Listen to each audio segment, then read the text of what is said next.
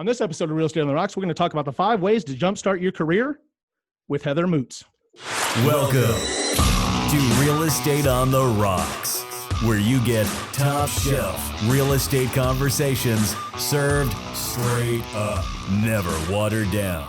Here's your host, Dave Snowberger.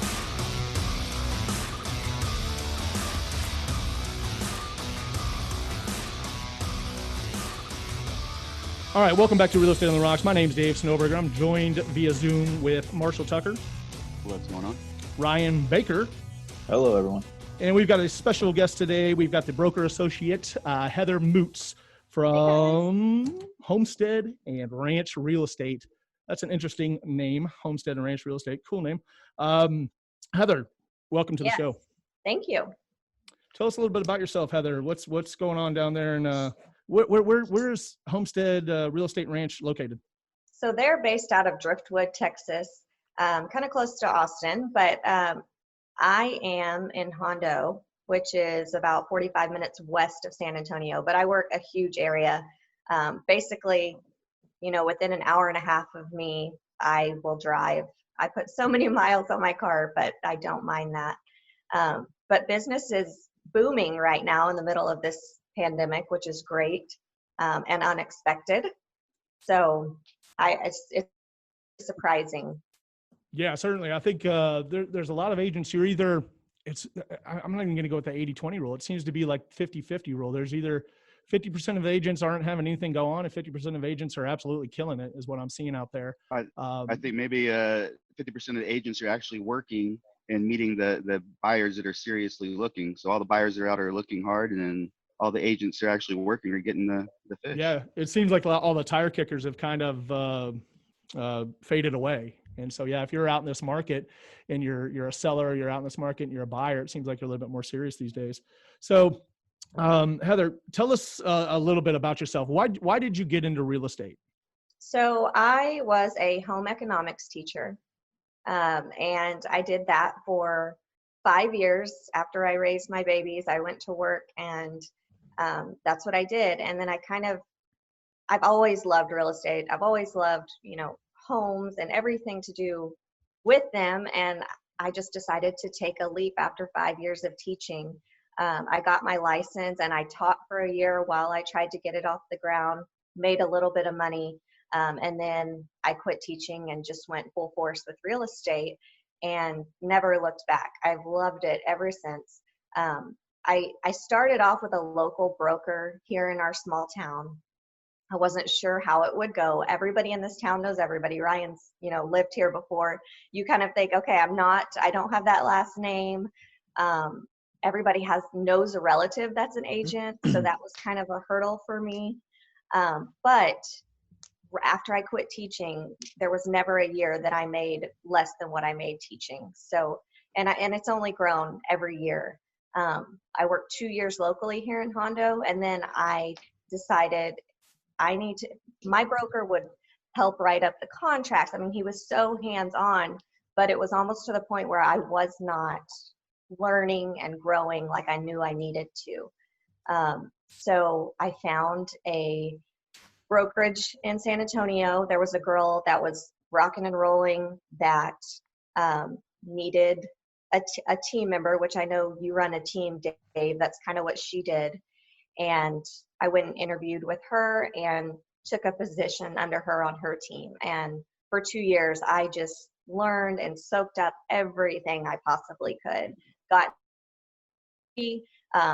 Basically kind of left on my own to write my own contracts, learn how to do everything that my previous broker had kind of just held my hand the whole time. So I think that for me was the turning point in my career where the splits weren't near as good, but I knew that I needed the experience. And that was so important for me to do. Right. I think a lot of newer agents are misled about what a team can actually do for your career. I wish I would have joined a team myself for the first few years and then see what direction I go. And my thing is always, if the value's there of a team, then I probably would have stuck around. And that's really our pitch now when we do recruit to the team, is that, if you ever outgrow the value, then we understand. And I think as long as you have a value there, so it certainly seems like you had a value there for a while, but you did outgrow it after a while. And it I seems to be did. Let's working go out ahead and pretty knock good for out you. number one here. So the topic is 5 ways to jumpstart. The first one is find a mentor, choose your brokerage. And that's, Yeah. really what we're covering right here is the splits are important, but I think getting that education early on is Right. way more important than the actual what you're pulling in. Totally. And that's where I was. I knew I was taking a hit in pay, but I knew that I was going to learn so much, and I did. And for those 2 years, I probably did 50 transactions in 2 years, where I was doing less than 10 a year. So just the volume, and I tell, young agents, every transaction you learn something different. I still do 5 years later. Is that not, do y'all feel the same? Yeah. It's always Oh, yeah. different. Always Every changing. transaction. Yes. And I love that about real estate. It never gets boring. And I just feel like moving into a different market when I moved into the city, I still worked my area, but I also worked the city and all over the place, all surrounding San Antonio. And I soaked in so much those 2 years. I learned all about marketing. She had a great marketing strategy in place, and I basically ran that for her. So I learned video. I learned, how to get in front of people, and it was really helpful. Perfect. Cool. You mentioned your marketing and things like that. You're doing a lot of video. 5 ways to jumpstart your career. Let's go ahead and get into it then, because I don't have a lot of questions down for that. However, I know Ryan has a few. What is, besides the number one, what would be the second most important thing in jumpstarting your career, and really getting it going? And I think all 4 of us in here are fresh enough to remember, what our first year was like and what really was the game changer. You mentioned a few things in there, but what's been the number one game changer for you to help you jumpstart your career? Getting in front of people with social media. And at first it's really scary putting yourself out there, but you need to be top of mind to people. And then it starts to change things. People will say, I know a ton of agents, and I even have relatives that are agents, but I see what you're doing.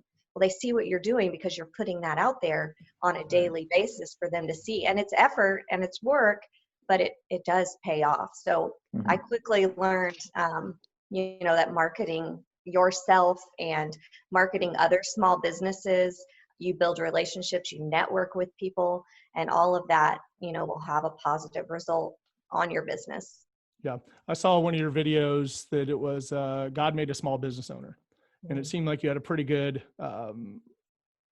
interaction with your, whether it's your clientele or your friends on Facebook or your social media platforms. You had a pretty good response. You had a decent amount of shares. I think there were, I can't even remember how many, but 350 comments or 350 likes, whichever else. And that was a great one. Are you finding the return? So you say social media, but you're more drilled down on video right now, correct? Correct. And getting that out, I guess, through social media. But yes, so video and really featuring small businesses and teaming up with different local businesses to promote them and build relationships. And my favorite part about this job is meeting new people and building relationships. So that has been more enjoyable for me. And it takes work. That small business video took me days of calling businesses to prepare for it, lining up a photographer, paying a photographer to help me with it, and then spending a day going and videoing. But I met so many people. I've already gotten referrals from doing that. So it totally has paid off. Yeah. Yeah. When you cast a wide net like that, that was a great video that I actually thought about. We use the term R&D a lot, rip off and duplicate. I was thinking about R&Ding that video straight from you, because that, it was a really good, touching video. And being small business owners ourselves, I think that it really even spoke to me as a small business owner, and I really liked it. So good job on that one. Say now video's your number one. What's your number two thing, right? Really are you big in Instagram? Are you getting into TikTok yet, or? I have 3 daughters and they are masters at TikTok. Like, I need lessons. I have not gotten into TikTok yet. Instagram, I'm really trying to, whatever I'm posting on Facebook, I'm trying to, post on Instagram and really get that going, because I know, that's where it's at. But no, I have not gotten into TikTok. Do you do anything on TikTok? I actually do. I was completely against TikTok at first, and I made it well known on this podcast. And then I started playing around with it a little bit more because I do have a stepdaughter, and she's really into TikTok as well. But I do a little thing, side hustle called Wilco Eats, right? And so I go around and I feature small businesses and interview the owners and takes a lot of pictures of food and videos of food and really vlog about it. And so I tried it with Wilco Eats. I set up an account, and yeah, the organic reach you have on this thing is unbelievable, right? Really? So I post pictures of brisket on there, and next thing you know, it has 4,000 interactions, and it's just like I would never get that off of any other social media platform that I play with. I mean, I sit there and hashtag the hell out of it on Instagram, and I still only get tops 20 likes, 20 interactions back, and maybe a couple comments of like, the little muscle emoji and, thumbs up and stuff like that, or hearts. But on TikTok, it seems to be like the organic reach is just crazy, and then the cool thing about this is what I'm learning a little bit more is like the algorithm. It teams you up with more people that you have interest with. So if I'm going on and I'm looking at other realtors, I'll see their stuff a little bit more. I won't see the dance videos of, we'll go with 18-year-old girls, 18-year-old girls that are doing these little dance videos. And that's what seems to be prevalent on Morgan's TikTok. Like I don't see that stuff much. I see a lot of cars, a lot of food, a lot of things that I like and showed interest in. So that's one thing that I do like about TikTok, but played around, ate my words a little bit on TikTok and brought it back. But it seems to be, I don't think any of us have seen anybody that's going to buy a house from us on TikTok, especially because I don't talk real estate on TikTok. But yeah, it's an interesting platform. So I would play around a little bit more. Yeah. So Marshall stays away from it, I know, because it's a time suck also for us. It is a definite time suck for us. And I don't think Ryan's played with it at all. Have you? Yeah. Oh yeah. I'm Agent 518, man. Look me up. Oh yeah. You got some dance videos on there? No, I've done, it's my kids though, just like being goofy. It's not, I haven't figured out how to really do the lead gen on it, if there's even a way to do it. And that's why I don't really like it. Like, with YouTube, you have a defined path. With Facebook, you have a defined path. Instagram, you have all these, avenues and funnels to bring them in. What are the funnels for TikTok besides just getting out there? But even then, you're talking, there's people watching you in Wisconsin. I'm not trying to appeal to those people. Yeah. Whereas you can be really targeted with other ones. I don't know. It seems more like you can't do a referral there. I guess you could. Yeah, I guess it could help you on the referral world for sure. Yeah, but it's something I played around with, and then I've started one for the show here for Real Estate on the Rocks, and then I really haven't posted anything in there yet because I'm so busy. It's hard to market. I'm sure 3 or 4 or 5 different activities that you do, and really right now during this whole pandemic thing is we've consolidated everything down to real estate only, and kind of put everything else on the back burner right now. So we were real worried getting into this whole COVID-19 thing about how this was going to look for us, and were we going to have to shut down our offices, were we going to have to, everybody work from home, were we going to lose our synergy, things like that. So during this whole period in jumpstarting, you haven't stopped. So there's been no need to jumpstart your career over getting back into this, right? So I mean, you've stayed steady through this whole thing. Yeah. And I feel like, the more serious buyers are ready for some reason during this time. And it kind of eliminated like you said, the tire kickers of people just looking. And so it's really, I have more under contract right now than I ever have in my entire, career. So it's changed things in a good way. And I hope, well, interest rates are great too. So that's helpful. That's always helpful. Yeah, for sure. Interest rates are so good though. It's scaring me about sellers because typically around this time, we've talked about in the past, the springtime, and we get a lot of come list me's, right? So we've built a pretty good database full of people that are coming back around and selling, and our marketing's pretty well based, where everybody knows I'm a realtor these days. Friends, family, everybody else knows I'm a realtor. So when it's time to list their house, I've got a really easy game sometimes that accounts for maybe 30-40% of our businesses. They pick up the phone and call us to come list me. We've had none of that during this period. And everybody, if I do reach out to them and remember like conversations about them going to sell, hey, you still planning on selling this beginning of the summer? No, we just refied. because the rates are so low. So they're, I heard rates the other day of low as 2.5%, on refis for 15-year mortgages and 20-year mortgages. Absolutely crazy. So we're not getting a lot of that right now. Ryan, what do you got? Well, you threw me off there. I was all into this refi He stuff. does that and all we the were heading time to down me. that path, and we were changing. You gotta be on your toes when you're on I logged on the for Real Estate a on the Rocks team meeting. podcast. Be on your toes. What's that? He does that to me all the time. I logged on for a team meeting. He's like, podcast, 30 seconds. It's like, oh. Let's just get into number 3 then, because that covers Yeah. really the top 2. So first one was find a mentor. Second one, video and social media, to jumpstart your career. I think those are probably the 2 biggest things you can do. But let's talk about the importance of a database. Do you have a big database? Do you keep, well, I know the number one question on all those sites is the CRM, right? But how do you keep and try all these people that you're bringing into your funnels? What are you doing to keep in front of them or stay in front of them or build that database where you can keep marketing to them later on So for I referrals and sales? I do have a CRM, and so I use a marketing company that helps me edit these videos and blast them out. And they also have a CRM for me that I use. And so I'll run ads on, veterans or healthcare workers, or I'll run, I'm in Medina County. I'll run a Medina County acreage homes list, and I, bring in these leads, and then I follow up with them. And I think the important thing is to know how to use your CRM and know how to create your tasks so that people don't fall through the cracks. And honestly, I've been so busy lately that that's on my list today to do, is to get in there and see who I've missed and create tasks to follow up with them. I like to touch everybody at least every 3 or 4 weeks. If they respond to me or they, ask me to create them a custom search, they're automatically on my basically to-do list, create a new task. And I have followed up with people for 1.5 years before they have, listed with me. And it's so. Is that your frequency, like 3 to 4 weeks, even on 1.5 years? Are you every month trying to reach? No, Yeah. I mean, 3 to 4 weeks. And even if it's just a, hey, just wanted to say hi and see how you're doing. It's not always real estate related. Sometimes it's, Sure. Happy Easter, whatever. It's just touching them where. Are you texting them, calling them, direct mail, all of the above, Facebook message? I don't do a whole lot of direct mail. I'm doing, I'm emailing, texting, calling, and kind of rotating through, how I'm touching them. Yeah. Cool. Yeah.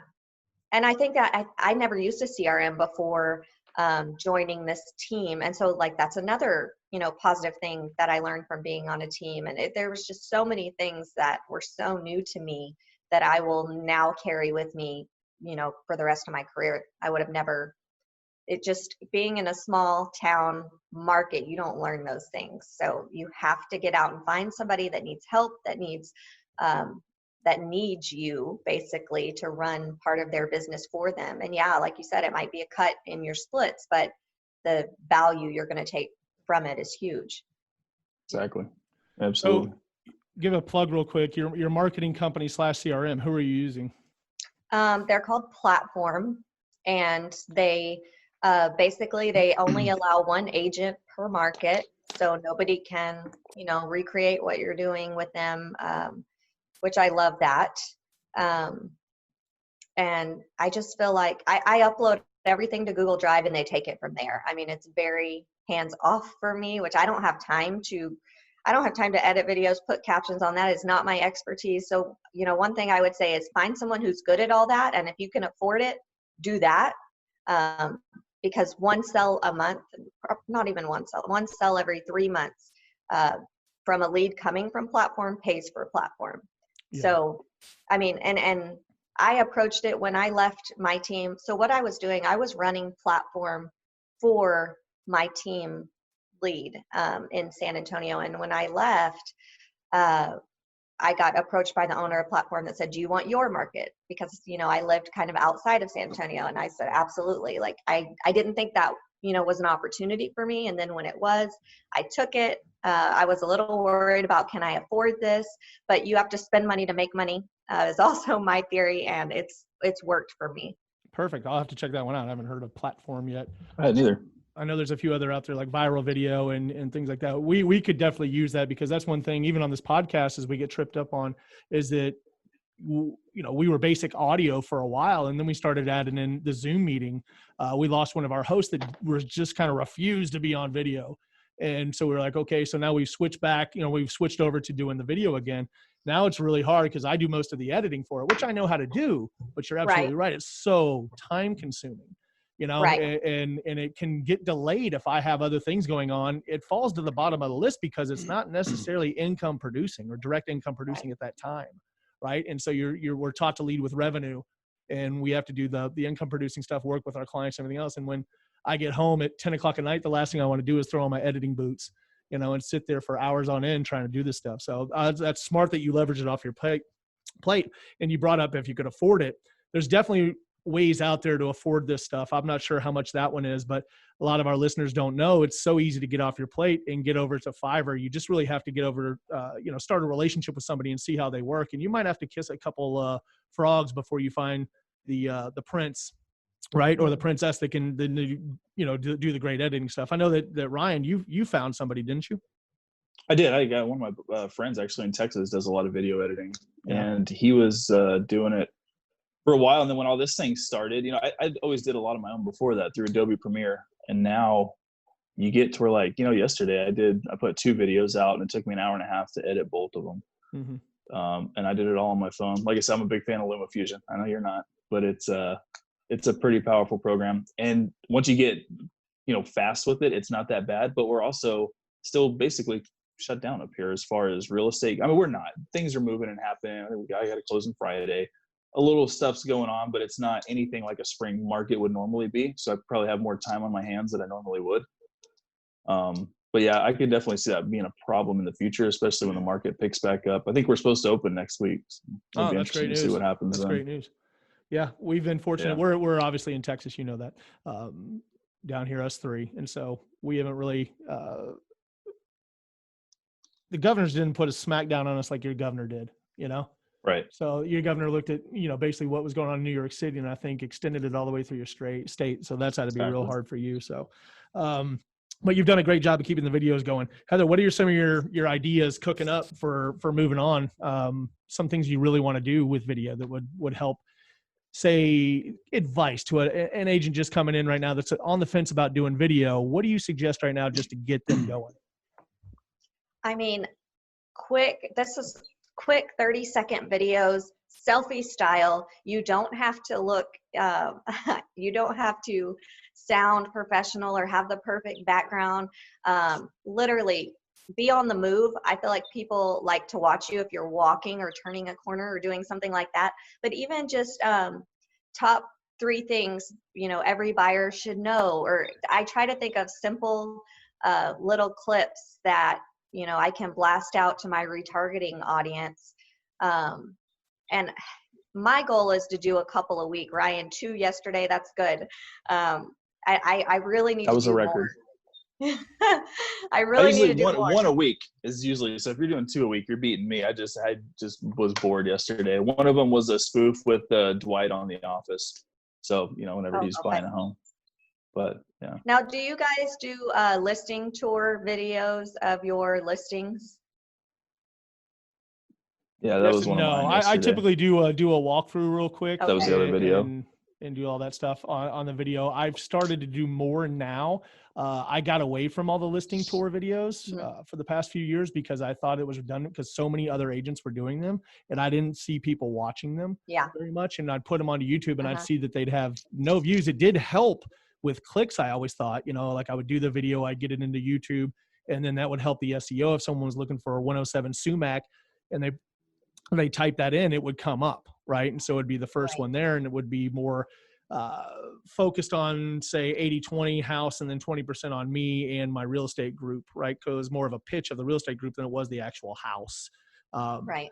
But I know that I've seen some great professional videos right now, and I've seen some pretty bad, shaky ones that look like the Blair Witch Project. My last one, just a couple of things on those listing videos. What's up? Yeah, I think there is definitely. So that's where most of my Facebook leads come from. I was actually, just before we got on, I was messaging a lady who messaged me at 1:45 in the morning. why are you watching real estate videos at 1:45 in the morning? You know, but she was, and she sent me a message and she wanted to know more about the house. I was getting back to her this morning. But my last video that went on there, I ran an ad on it for 2 weeks for like $40 on Facebook. It had over 10,000 views.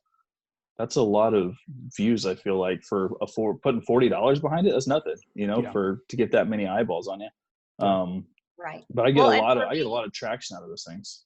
For me, nobody else in this county is doing anything like the video walkthroughs, videos supporting small businesses. I mean, there's nobody doing it. And so I have the opportunity, even if I don't pull in leads from it, people are seeing that I'm putting forth the effort to do them. And I've gotten a ton of listings from that. Just people saying, I see what you're doing marketing wise. I don't want my house just, stuck on MLS. I love that you put forth more effort than that. And so, people just watch and see what you're doing, even if it's not necessarily bringing in their buyer. They like to see you working, Yeah, for sure. Yeah, you just get in your face. That's that top of mind awareness, right? Dave, you're always talking about, and that's what it really, I think, is more about. Yeah, and the bad thing is I feel like I got away from it for a few years because I just started kind of seeing a lot more folks doing it in our market. So I kind of got away from it, which was stupid on my end because that's what had built my career. I talk about these come list me's, and then the effect it was having on the people that saw me. Every time I saw somebody in a grocery store or whatever else, they would say things like, man, you are killing it in real estate. And I'm just kind of like, well, I got no closings in the hopper or anything. Okay, well, I'm killing it in real estate though. And so that was that whole top of mind awareness. I saw how great it worked. But I was doing a lot of the going live stuff and walking around, and I was real Blair Witchy, also holding my phone down here where they can see, under my beard basically. And I was doing it all the wrong ways, but I was doing it, and I think that's what is so important to agents coming into the business right now or on the fence about video is that, man, just done before perfect. Just get it done, do it. And we always suggested back when Snapchat was a thing was go into Snapchat and make 8-second videos. And get used to it. Work yourself up to a 30-second video, then work yourself up to a minute, then 3 minutes. And I just did one that was how to cook a brisket on a Traeger that lasted 17 minutes and took me 14 hours to shoot. 9 hours. Marshall said I cooked my brisket too. Well, and I tell people, don't go back and dissect. Most of my videos, I would say 95% of my videos, I don't even rewatch. I'm like, done. Cringeworthy. Done. Right. I don't watch when they're posted. I don't watch them. I don't, I just stopped caring about every little detail of what I look like or what I sound like. That it is what it is. And the important thing, like you said, is just get it out there. Like start somewhere and get it out there. And the cool thing is that the people are going to meet you. That's a big part of the video too, is you're trying to attract the people, right? Right. Yeah, and they're going to meet you anyway. Yeah. So there's no reason to have a voice. Like I was watching, I'm not bad mouthing them, but there's a podcast out there. We'll leave the names alone. We talked about them the other day, Ryan, but those two guys, like they talk like this and they shoot their hands out and things like that. And they're always doing this. And I'm just kind of like, is that what you're going to do when you meet a client? Like settle down with that stuff, And I just didn't see the value in trying to, here's my podcast voice. Like when I show up to a house to show somebody the house or list their home, that's not the way I'm going to talk.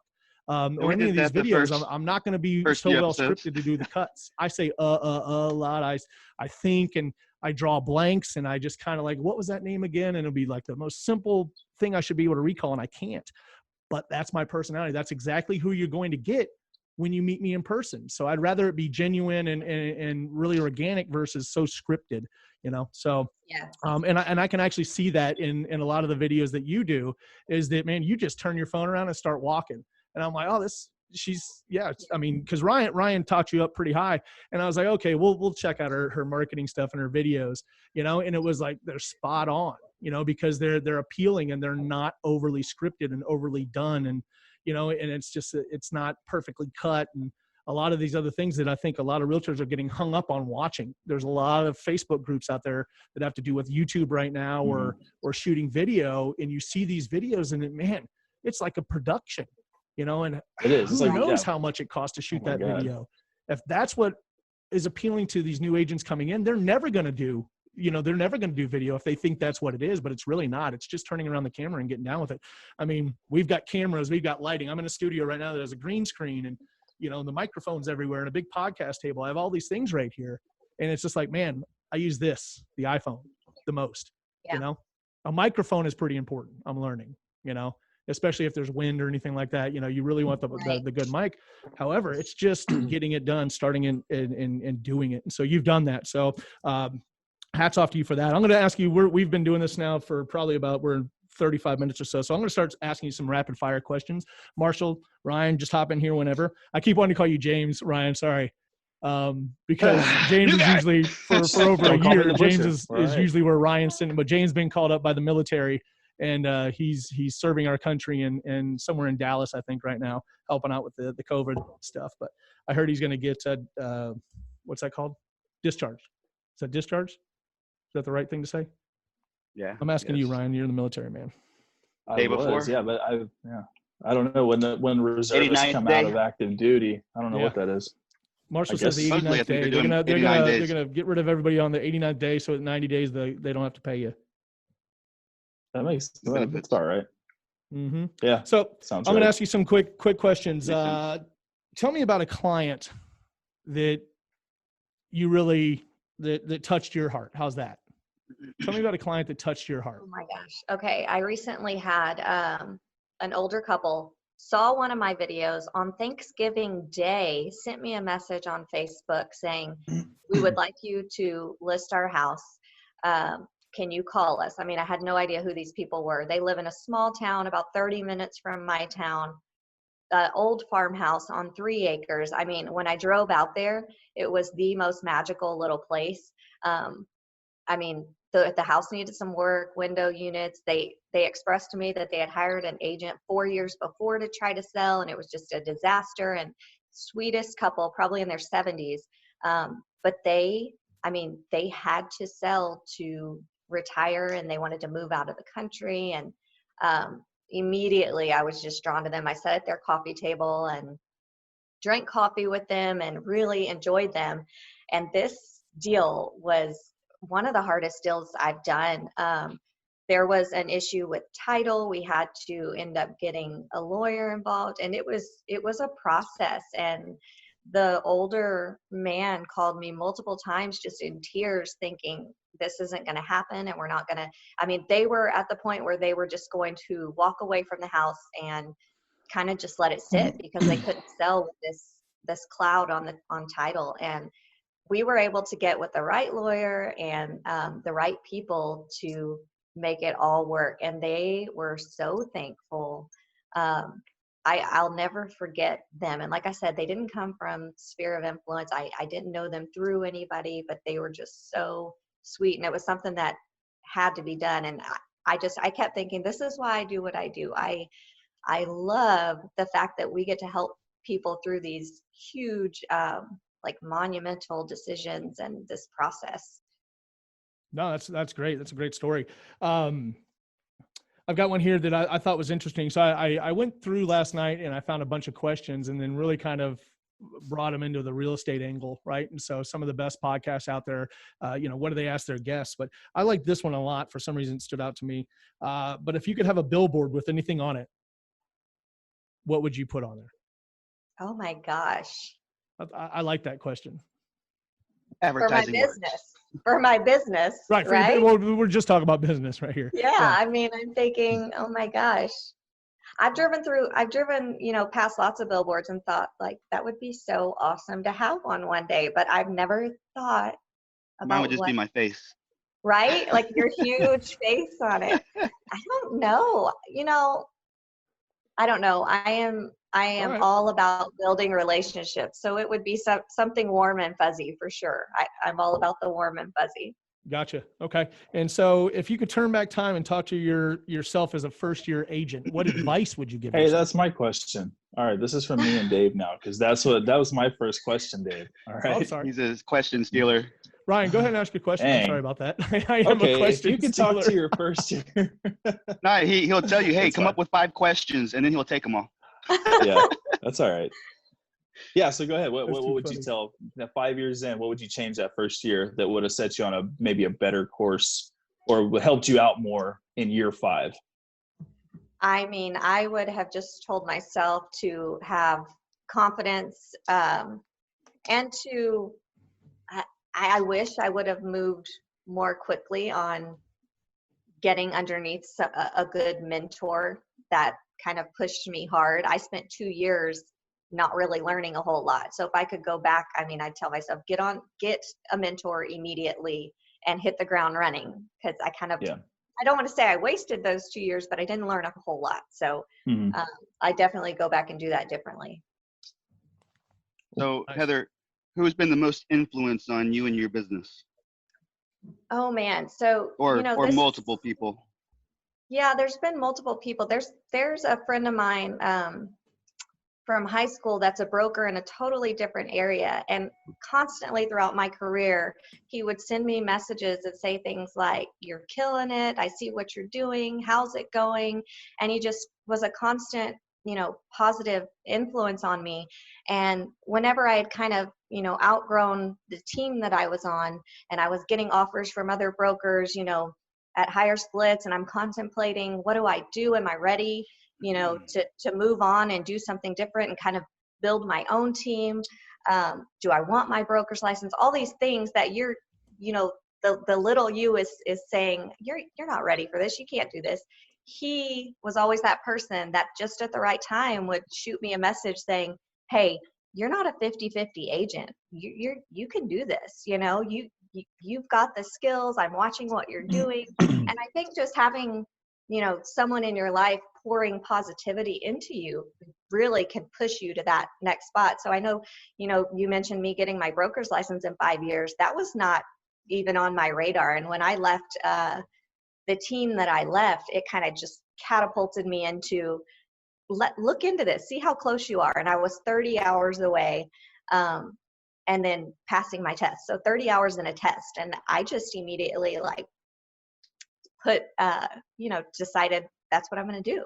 And whenever I decide something, that's it. I decided that's what I'm going to do, and that's what I'm going to do. And so I think just having people in your life, pushing you and speaking positive things to you. Yeah, perfect.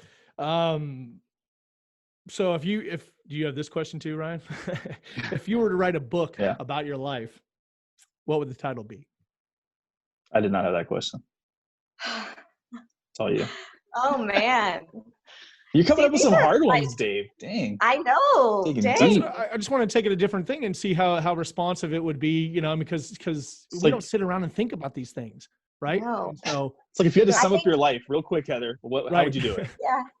I think you can. I have in my office, in my home office, I have a framed picture that just says "You can," and I think that would be the name of my book. You can. I don't know. I think believing in yourself is 90% of the battle.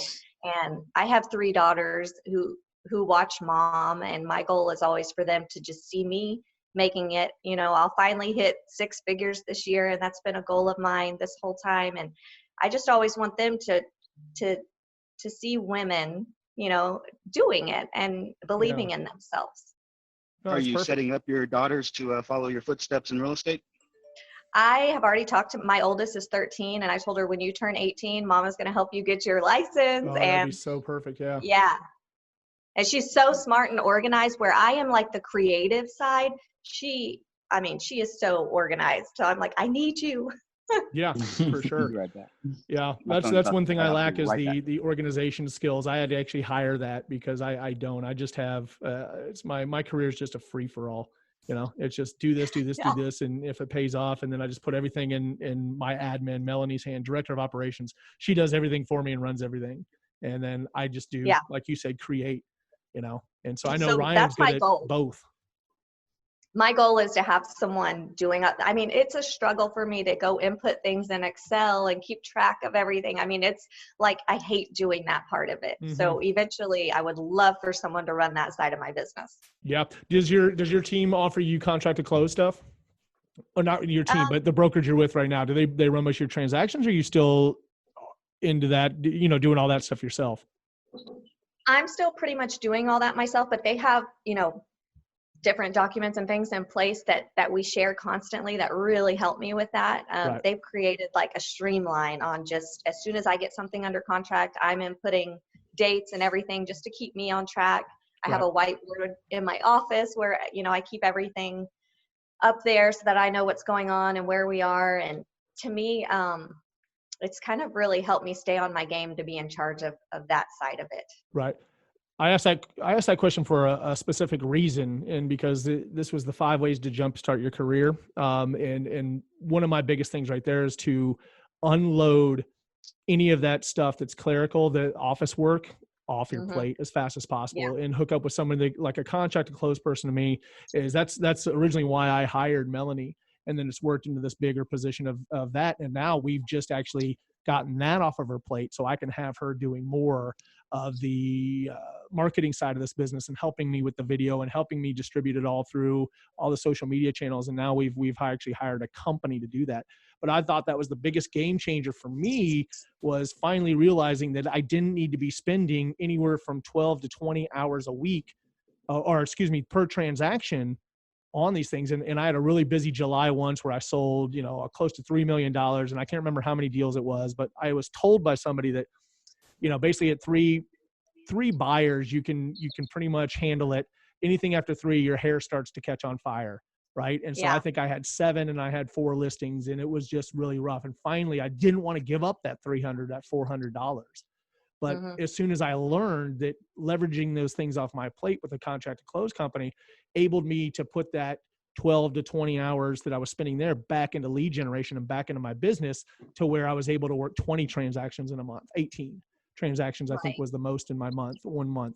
And so, leveraging those things off my plate. So that's why I asked you kind of that question, whether you're still doing that or not.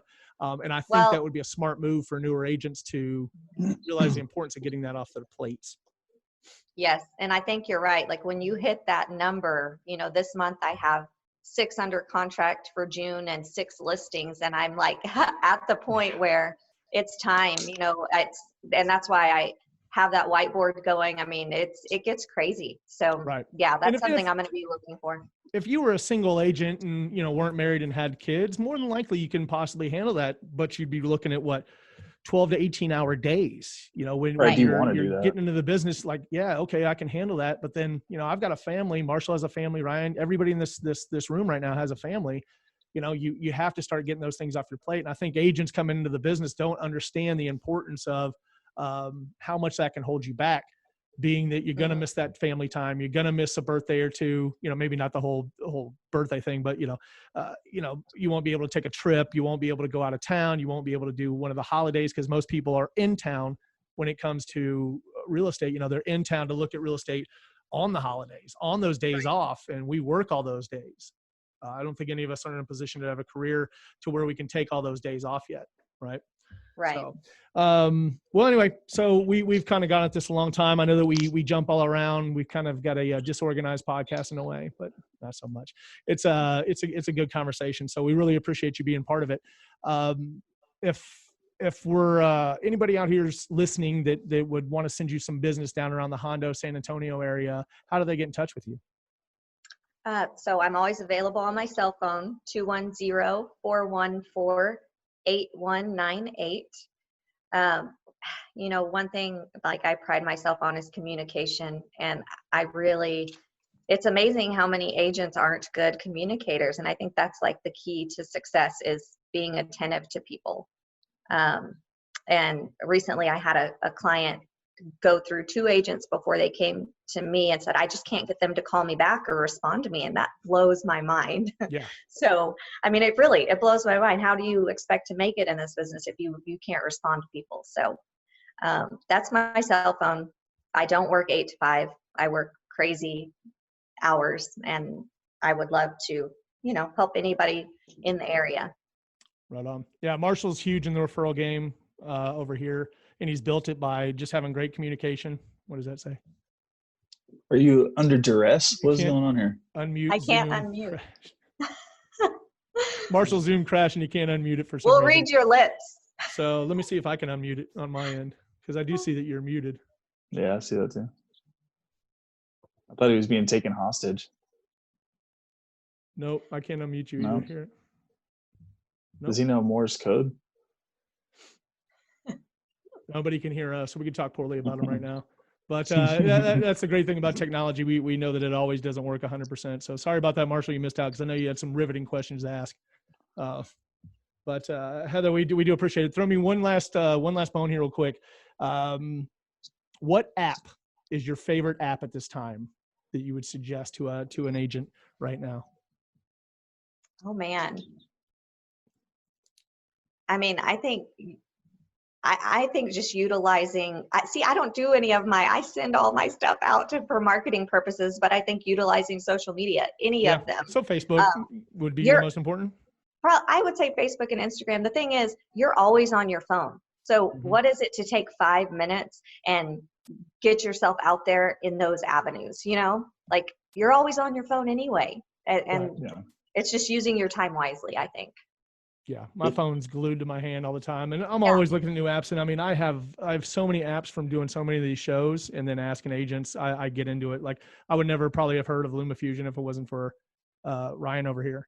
But then I sure that I suggested a few videos or a few apps that he didn't know about. So anyway, all right, we're gonna go ahead and get out of the studio today. We really appreciate you. Thank you for your time. We wish you luck down there in the Hondo, San Antonio area. Marshall's writing something. Thank you for having me. Of course. And then we'll talk to you every once in a while. I know that we're going to need another guest host. You're great. Like I said, I love your social media stuff. If you haven't had a chance, get over there and just put in your Facebook search and look for Heather Mootz. It's Moots like boots. M-U-T-Z. Right. Yes. So I messed up the pronunciation of it earlier. However, that's just part of my talent. Anyway, we'll see you next time. We certainly appreciate it. Thank you, Dave. Bye, guys. Yeah.